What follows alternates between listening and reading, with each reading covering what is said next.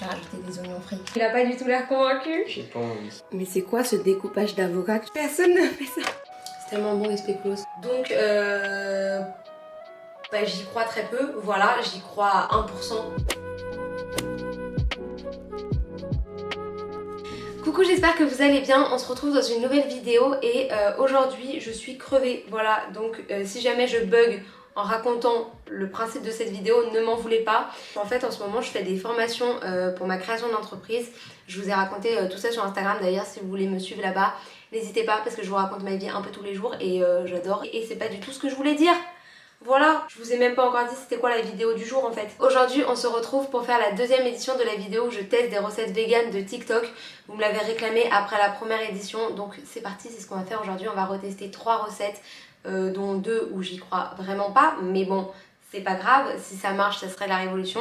Et aujourd'hui on va tenter de faire un cheesecake vegan avec 2 ingrédients, c'est-à-dire du yaourt et de la maïzena. Je vous mettrai un TikTok ici où j'ai vu l'idée, mais en fait j'ai vu ça sur plusieurs TikTok et je me suis dit que c'était ouf, que si ça marche, si on peut faire un cheesecake vegan avec 2 ingrédients, voilà. On va mélanger du coup 4 pots de yaourt de soja, ce qui équivaut à 50 grammes, pas du tout, je vous avais dit que j'allais bugger dans cette vidéo, donc qui équivaut à 400 grammes de yaourt et moi je les ai pris au citron parce que du coup je me suis dit que cheesecake au citron ça devait être bon. Si jamais vous les prenez nature les yaourts, je vous conseille du coup de rajouter du sucre.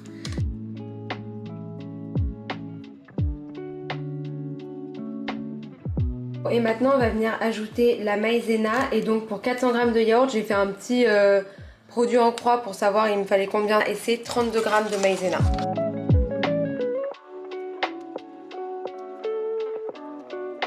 Bon alors à savoir que pour la partie du dessous du cheesecake, dans le TikTok que j'ai pris, elle fait sa pâte elle-même. Moi je sais que la partie du dessous des cheesecakes souvent c'est du spéculoos. Et comme les spéculoos c'est vegan et que j'adore ça, j'ai préféré faire cette version là pour le dessous. Et là je suis en train de faire fondre 30 g de margarine.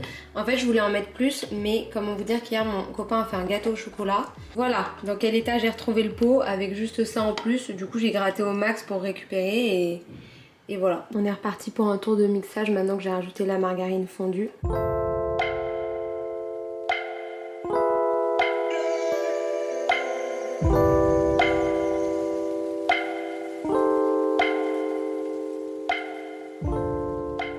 Au goût, quand je prends un peu du spéculoos et du reste de pâte que j'ai sur la maryse, bon.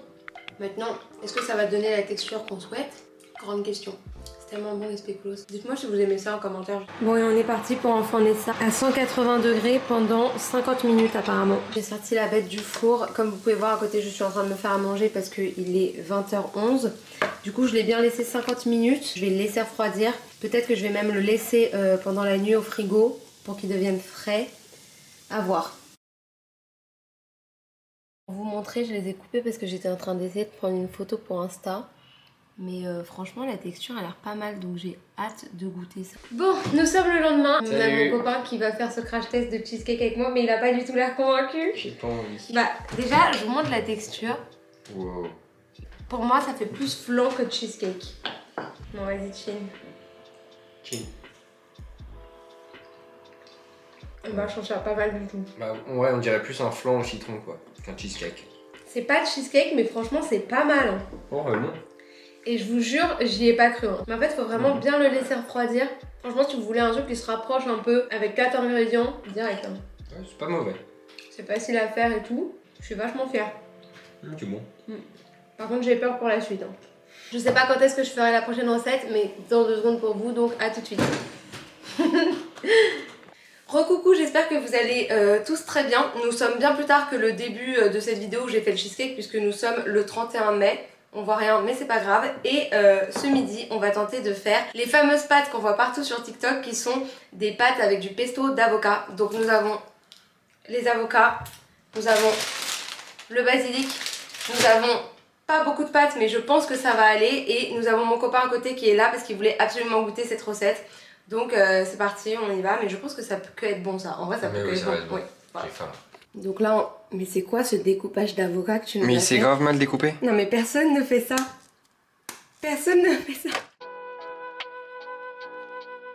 Alors, pour vous expliquer cette recette facilement, le but c'est de faire une sorte de pesto avec des avocats. Donc dans un mixeur, on a mis 2 avocats, du jus de citron, du basilic frais, de l'huile d'olive et de l'ail semoule ainsi que du sel et du poivre. Ils mettent aussi souvent des pignons dans les recettes, mais moi j'en avais pas donc j'en ai pas mis. J'ai aussi rajouté un petit fond d'eau pour que ça soit moins compact. Et ensuite on a fait cuire des pâtes et on a mélangé les deux ensemble.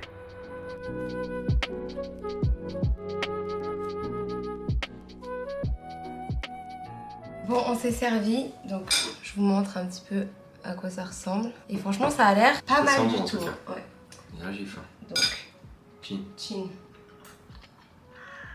Ça manque le sel, c'est bon. C'est bon, mais alors pour moi, ça ressemble pas du tout à un pesto. Non, ça n'a de pesto que la couleur. Ouais. Par contre, c'est bon avec les pâtes de cette forme-là. Là. Les tortellini. Parce que du coup, ça se met bien à l'intérieur. Je vais rajouter des oignons frits. Parce que voilà quoi, vous me connaissez. Après, en vrai, c'est pas un truc que je referais dans le sens que l'avocat, je préfère pas le manger comme ça. Je préfère manger un vrai pesto et manger après de l'avocat. Ouais, je suis d'accord. Avec les oignons frits, c'est meilleur. De ouf. T'as vu? En vrai, je m'en fais. Ça fait 2 réussites hein, dans cette vidéo pour le moment. Enfin, pour l'instant, t'as fait les 2 trucs les plus simples. Oui, la dernière qui arrive. Voilà. On mange et on se retrouve pour la dernière. Allez, ciao. À toutes. Ah, c'était nul comme pain ça. À toutes. Bon les amis, nous arrivons sur la partie la plus aléatoire, la plus imprévisible de cette vidéo puisque nous allons tenter, je l'ai vu partout sur TikTok, de faire des sashimi de thon avec du, j'allais dire du watermelon mais pas du tout, avec de la pastèque, voilà. Donc j'y crois très peu, voilà, j'y crois à 1% de chance que ça réussisse. Mais si ça marche, ça serait la révolution, donc on va tenter ça tout de suite. Alors déjà, laissez-moi vous dire que je déteste la pastèque, donc on part mal.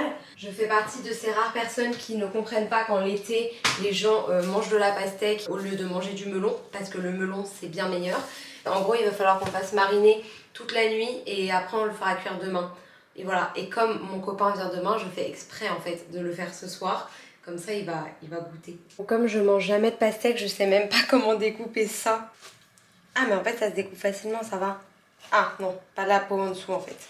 Ah pas du tout facile à découper, cette histoire. Non, mais en fait, ça sert à rien que je découpe la peau. Je suis complètement con, moi. Je vais faire comme ça. Voilà. Donc, faut essayer de couper une forme un peu carrée.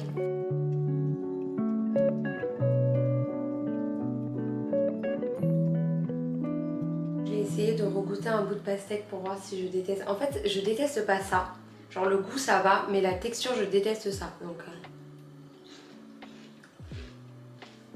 si je déteste en fait. En fait, je déteste le goût aussi.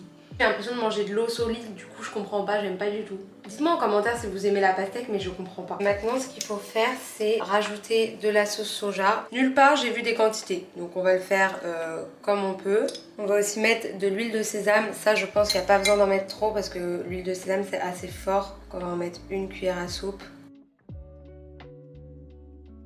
J'ai tout mis dans un tupperware comme ça avec la marinade. Et là, on va attendre que... Enfin, on va le laisser toute la nuit en fait au frigo pour que toute la marinade s'imprègne bien dans la pastèque et on se retrouve demain.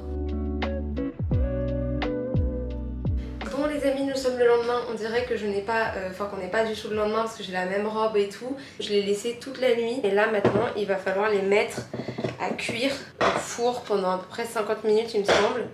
Mais déjà genre le volume de la pastèque a bien diminué parce que genre ça a lâché de l'eau. Et donc du coup la marinade ça a pris le dessus. Je sais pas si on voit un peu la texture.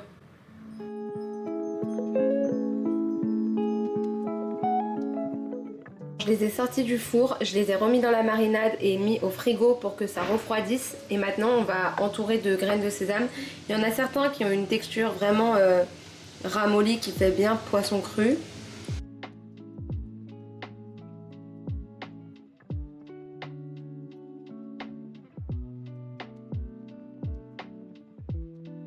Nous allons goûter... J'ai pas envie du tout. Il fallait pas genre enlever les pépins. Oh merde.